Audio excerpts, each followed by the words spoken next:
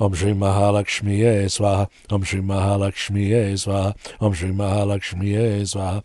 Om Shri Mahalakshmiye Swaha. Om Shri Mahalakshmiye Swaha. Om Shri Mahalakshmiye Swaha. Om Shri Mahalakshmiye Swaha. Om Shri Mahalakshmiye Swaha. Om Shri Mahalakshmiye Swaha. Om Shri Mahalakshmiye Swaha. Om Shri Mahalakshmiye Swaha. Another member of the Vedic pantheon is Ganapati or Ganesha. Although time does not permit telling of the entire story, you should know that his mantra, Om Gam Ganapataye Namaha, as taught in the 89th Upanishad, is the principal mantra for removing obstacles. I'll just chant it a few times for you. Om Gam Ganapataye Namaha. Om Gam Ganapataye Namaha. Om Gam Ganapataye Namaha. Om Gam Ganapataye Namaha. Om Gam Ganapataye Namaha. Om Gam Ganapataye Namaha. Om Gam Ganapataye Namaha. Om Gam Ganapataye Namaha. Om Gam Ganapataye Namaha. Om Gam Ganapataye Namaha. Om Gam Ganapataye Namaha. Om Gam Ganapataye Namaha. I go into much more detail about this mantra and about Ganesha in Mantra Sacred Words of Spiritual Power, the 9-hour class presented by Sounds True. But for now, know that sometimes certain seed sounds can be added to certain other mantras. An example of this is the Gam Ganapatiye mantra. If you have an obstacle or a barrier having to do particularly with abundance, you can add Shreem to the mantra so that it sounds like this. Om Shreem Gam Ganapataye Namaha. So I'll chant that for you now 12 times so that you can get a feeling for the Shreem Gam variation of the great Ganapati mantra. Om Shreem Gam Ganapataye Namaha. Om Shreem Gam Ganapataye Namaha. Om Shreem Gam Ganapataye Namaha. Om Shreem Gam Ganapataye Namaha. Om Shreem Gam Ganapataye Namaha. Om Shreem Gam Ganapataye Namaha. Om Shreem Gam Ganapataye Namaha. Om Shreem Gam Ganapataye Namaha. Om Shreem Gam Ganapataye Namaha. Om Shreem Gam Ganapataye Namaha. Om Shreem Gam Ganapataye Namaha. Om Shreem Gam Ganapataye Namaha. There is also another way to rearrange or work with the Mahalakshmi mantra by adding the seed sound gum to it in the following way. Om Gum Shreem Mahalakshmiye Swaha. And I can tell you through email communications I have received from around the world that people in their meditations will ask the question, which one of these is best for the difficult time I'm having? And one will seem to be more resonant with them than the other. And this is the way also you should determine which of these mantras is more beneficial or useful for you. This one sounds like this. Om Gam Shreem Mahalakshmiye Swaha. I'll now chant it for you 12 times. Om Gam Shreem Mahalakshmiye Swaha. Om Gam Shreem Mahalakshmiye Swaha. Om Gam Shreem Mahalakshmiye Swaha. Om Gam Shreem Mahalakshmiye Swaha. Om Gam Shreem Mahalakshmiye Swaha. Om Gam Shreem Mahalakshmiye Swaha. Om Gam Shrim Mahalakshmiye Swaha. Om Gam Shrim Mahalakshmiye Swaha. Om Gam Shrim Mahalakshmiye Swaha. Om Gam Shrim Mahalakshmiye Swaha. Om Gam Shrim Mahalakshmiye Swaha. Om Gam Shrim Mahalakshmiye Swaha. So, in summarizing this part, there are 4 mantras that you can use to increase the flow of abundance. The first is Om Shri Mahalakshmiye Swaha. The second is by concentrating on removing whatever it is, and you don't have to know what it is, standing between you and abundance. Om Gam Ganapataye Namaha, to remove the obstacle. Or you may mix and match the seed sounds from these 2 mantras, that is Gum and Shrim, in the following ways. Om Shrim Gam Ganapataye Namaha, or Om Gam Shrim Mahalakshmiye Swaha. There is one other variation of the Mahalakshmi mantra that you may find useful, and that is in adding the syllable Kleem, which is a seed sound for the principle of attraction. It attracts everything around it. It's like a supercharger, and you will find it attached in the middle of many, many mantras. And so the mantra becomes Om Shrim Kleem Mahalakshmiye Swaha. Om Shrim Kleem Mahalakshmiye Swaha. And I'll chant it for you 12 times so that you have it in your mantra tool bag. Om Shrim Kleem Mahalakshmiye Swaha. Om Shrim Kleem Mahalakshmiye Swaha. Om Shrim Kleem Mahalakshmiye Swaha. Om Shrim Kleem Mahalakshmiye Swaha. Om Shrim Kleem Mahalakshmiye Swaha. Om Shrim Kleem Mahalakshmiye Swaha. Om Shrim Kleem Mahalakshmiye Swaha. Om Shrim Kleem Mahalakshmiye Swaha. Om Shrim Kleem Mahalakshmiye Swaha. Om Shrim Kleem Mahalakshmiye Swaha. Om Shrim Kleem Mahalakshmiye Swaha. Om Shrim Kleem Mahalakshmiye Swaha. I'd like to talk briefly about the Lakshmi Tantra, a scripture that I encountered after 30 years only about a year ago. And it introduces an entirely new class of mantras, at least ones that I had not seen before. And the way it does it is by explaining that the Sahasrara Chakra, the 1,000-petal lotus at the top of the head, is the discus of Vishnu, the power of manifestation through mind, for which Lakshmi is the power. And the first mantra, the foundation mantra for activating the principle of manifestation through the Sahasrara Chakra at the top of the head, is the mantra Sahasrara Im. I'll say it again. Sahasrara Im. Now, if you listen and look closely, Sa, Has, Rara, Im. The first letters of those syllables produce the seed sound of Lakshmi. Shreem, Sa-ra, Im, Shreem. There is so much material in the Lakshmi Tantra and so many different new mantras that I'm in the process of developing a separate workshop strictly on that. I'm now going to chant the Sahasrara Im mantra 54 times, a half mala.